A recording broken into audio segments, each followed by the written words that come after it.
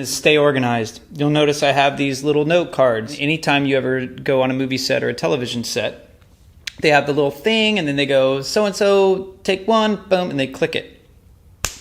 A couple reasons behind this. The first one is so when I'm going through the files, I can see right from the thumbnail on my hard drive what take it is.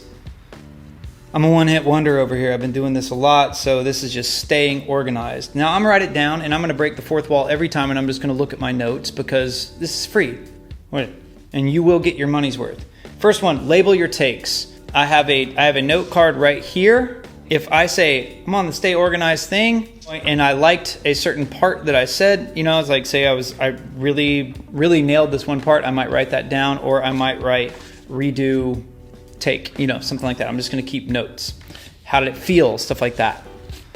That's why I label my takes. And then, so if I have to do like 3 takes of this, I'll say I really liked take 1, but I really liked the joke in take 3. And this is what people are always doing on sets, and you can do it yourself because we can edit out these moments. So for example, if I was watching an actor and I was a director, at the end of that, I'll say, okay, note on that. I really like that take. Good feeling. Let's do another one. And then my assistant is going to be jotting down notes on this stuff. Script. Some people can go off script. Maybe you really own this knowledge and you've done a bunch of presentations on this. But I suggest writing somewhat of a script. Actually, this note card is my script. And the reason behind this is to where I can just get right to it. I'm going right to all these things because one of the things that kills me when I'm watching any tutorial video is when it's a 5-minute video and it's 3 minutes of the person describing why they're making the video. Screw that. A lot of people are like, do you ever happen to this and then this happens? And then they got to show you all of their footage and they got to go through all this stuff. It's like, stop, you're just trying to show off. Get to the point, right? If you listen to a great pop song or you've ever worked with a great director or a great producer, the phrase is, don't bore us, get to the chorus. Kiss, keep it simple, shithead. I don't know, it's some sort of insulting word back here. Keep it simple, sucker. And that just means keep it simple. Again, don't bore us, get to the chorus. So again, I said stay organized. You want to label your takes because when you look at it, you know what's going on. Then we got the script to where you actually know what's going on when you're in the middle of this, because talking to a camera in a room with no one there is awkward. And then keep it simple. I just literally want 3 little bullet points to go through, and the rest is pulling the information out of you.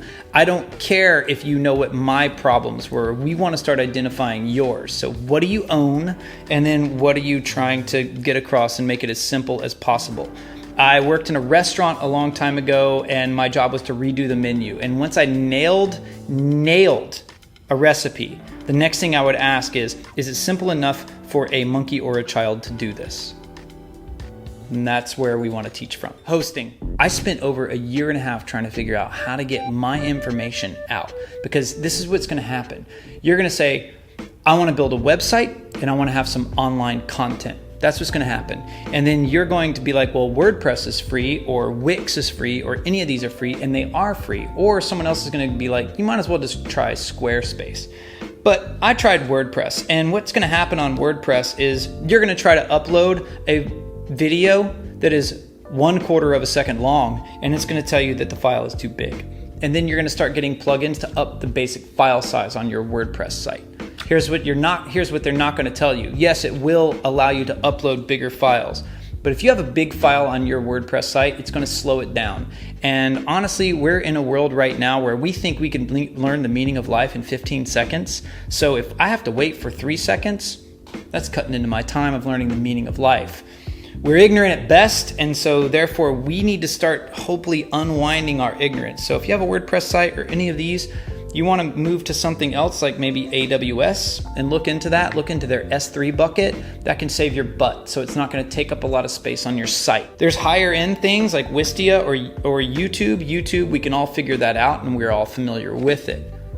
This is what's going to happen. The reason why I'm talking to you about hosting is you need to understand, do you want to charge people for this? Do you want to be able to control whether or not they use it or if they can share it everywhere? So do you want a paywall? If you want a paywall behind it, you might have to go into certain paid services. I moved to Kajabi. If I would have gone to Kajabi a lot earlier, I wouldn't have been able to have the education that I got by wasting my time for a couple years. However, Kajabi really saved me a lot of time. It can get expensive, but so can sitting around while rent's coming in and you're buying all this gear, and now it's 2 years later and you're still trying to figure out how to code Amazon Web Services into making sure the world doesn't steal all your content for free. I was a musician. That already happened to me once, never again. If you're using YouTube, you can share the links and stuff like that. But if you want a paywall, you need to start looking for online course distribution. So get in there, GTS, Google that shit, and figure out who you want to host, where you're going to host your website, and go from there. I'm not sponsored by anyone, but I do know that WordPress wore me out, and you're available to a lot of hacks. Amazon Web Services is one of my favorite ways to get big files around people, but it's always for free, and it takes a lot of coding to get through there. There's a company called Wistia, which actually Kajabi uses, and then there's YouTube. So you need to start doing your own research or asking other people. I'm not here to sell you anything. I'm just telling you what I learned. I went the easiest way after trying 5 really difficult ways, because the more moves I had to make, I realized what was a thing that was about to create a lot of freedom for me actually ended up becoming a 15-hour-a-day job. So sometimes it's nice to just pay an extra $150 to $300 a month to get your life back. Camera. This is the fun thing. I feel like everything going on YouTube is just a bunch of camera people talking about cameras for people that like cameras so they can show what they can do with their cameras. I don't know if they actually use their cameras for anything other than taking pictures of cameras, but let's get started. The intention for a camera in an online course is really simple. It is your customers' eyeballs. So you want to make sure it's clear, you want to make sure it's in focus, and you want to make sure that they hear what you're saying. That's it. So first, you need to set a budget. I personally prefer the interchangeable lens cameras because it's just more fun for me. And the only thing more expensive than a cocaine habit is a camera habit, so watch yourself. I want you guys to think about the fact that you can get most things done with your phone.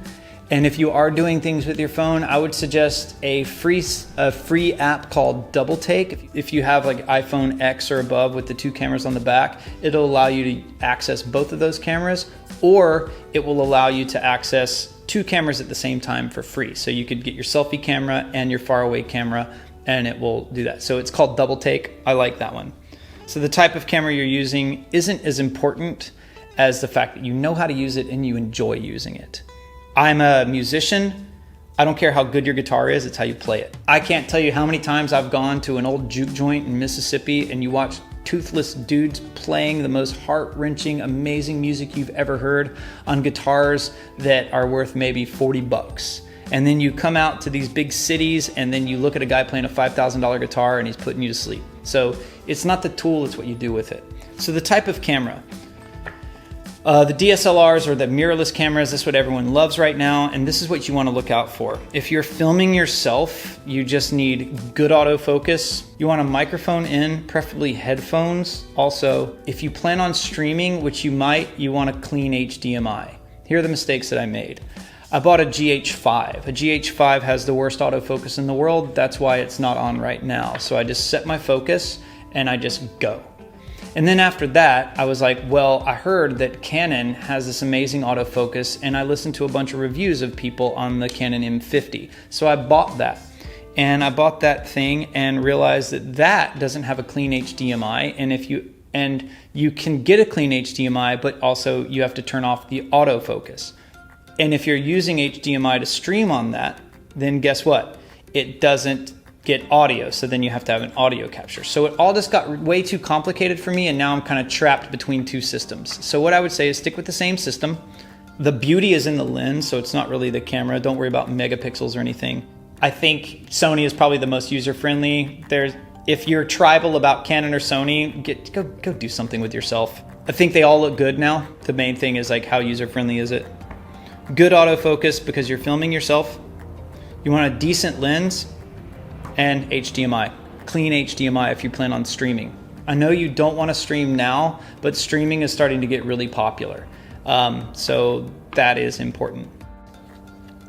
So at first I started with the kit lens, and I think just a good wide angle is going to be good. If you can get a wide angle zoom, that'll be even better because you can get a little bit closer, a little bit further away. Why do you want a wide angle? Well, I'll tell you, when it's a wide angle, I can actually reach forward and grab my camera.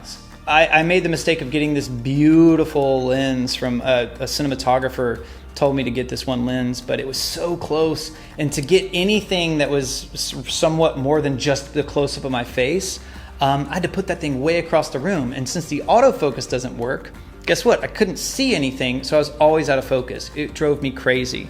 So the fix if you don't have autofocus, take a mop, put it where you would be, or anything. I'd take a tripod and then focus it and then lock it there. That's what you need to do. Background. The reason why I choose a plain background is this. It saves me money on lenses. That's it. If you want to buy a cinematic lens to get that beautiful blurry background and all these words that people talk about, I think they call it bokeh. It's basically like if there's some lights behind me and they look like little orbs of blorbs. Those lenses are more expensive. But my job is to just communicate an idea to you. If you're looking for that blurry background, sure. But all you want to think about really is just make your background intentional. It's kind of like no one wakes up and accidentally gets dressed.